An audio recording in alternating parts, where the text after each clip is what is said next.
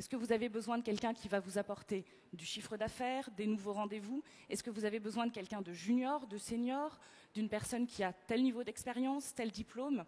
Ce qu'il faut que vous puissiez savoir aussi, c'est ce que vous attendez vraiment de ce recrutement.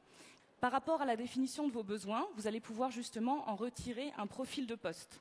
Donc le profil de poste, il va reprendre beaucoup de ces éléments-là et il va vous permettre également de rédiger l'annonce. Donc en général, 45 minutes, 1 heure pour des profils, ça peut être des conseillères de vente, des esthéticiennes. Je pense que 45 minutes, 1 heure de premier entretien, c'est tout à fait correct. Donc cet entretien, vous prévenez le candidat que ça va durer une certaine durée. Vous l'informez également du processus de recrutement. Qui va-t-il rencontrer? Est-ce qu'il va vous rencontrer uniquement vous, des collaborateurs? N'hésitez pas à le prévenir. Ça vous donnera une image d'organisation, de sérieux. Et ça, vous êtes déjà en train de marquer votre empreinte pour la suite avec ce candidat. L'entretien libre, c'est quoi? C'est vous inviter le candidat à vous décrire son parcours dans un ordre chronologique, avec une certaine logique évidemment de ce qui s'est déroulé, pourquoi il est parti, à quel moment, dans quel contexte. Il est très important de le savoir, évidemment, pour comprendre un petit peu la personnalité du candidat et ce qu'il attend également de son employeur. N'hésitez pas aussi à lui demander si vous pouvez valider des références professionnelles sur lui, chez ses anciens employeurs. Ça va vous permettre déjà de voir comment il se sent face à cette question.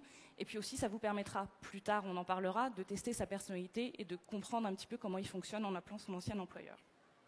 La phase d'intégration, c'est le moment où, justement, vous avez accepté le candidat, il arrive chez vous, c'est son premier jour, et là, eh bien, il faut pouvoir s'en occuper correctement. La phase d'intégration, c'est justement quelque chose qui va vous permettre d'éviter le turnover, qui va vous permettre de poser votre marque et qui va vous permettre d'obtenir rapidement les résultats que vous attendez de ce candidat.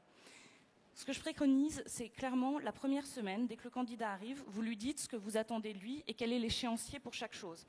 Par exemple, 3 jours de formation avec telle personne, 2 jours de formation avec telle autre, et que vous attendez qu'à partir de la 2e semaine, il puisse déjà commencer à être un peu plus autonome. N'hésitez pas à donner des échéances, il saura de ce fait à quoi s'attendre, et il saura très très bien répondre à vos besoins. Alors évidemment, le management, il a commencé tout au début, quand vous avez appelé le candidat, lors de votre première conversation téléphonique avec lui, vous avez déjà imposé votre management, vous avez déjà montré qui vous étiez. C'est très très important d'être honnête avec les candidats quand vous les recevez, surtout si c'est vous qui allez les manager directement. Ne cherchez pas à cacher votre personnalité, ne cherchez pas à être plus gentil ou moins gentil, parce que c'est aussi pour votre personnalité et votre management que le candidat va vous rejoindre. Soyez franc avec votre candidat, imposez votre fonctionnement, demandez-lui clairement ce qu'il attend, validez le savoir-faire, le savoir-être, toujours vérifier les références professionnelles et n'hésitez pas aussi à inviter vos équipes à rencontrer les candidats en processus de recrutement pour qu'ils vous donnent aussi leur avis sur ces candidatures.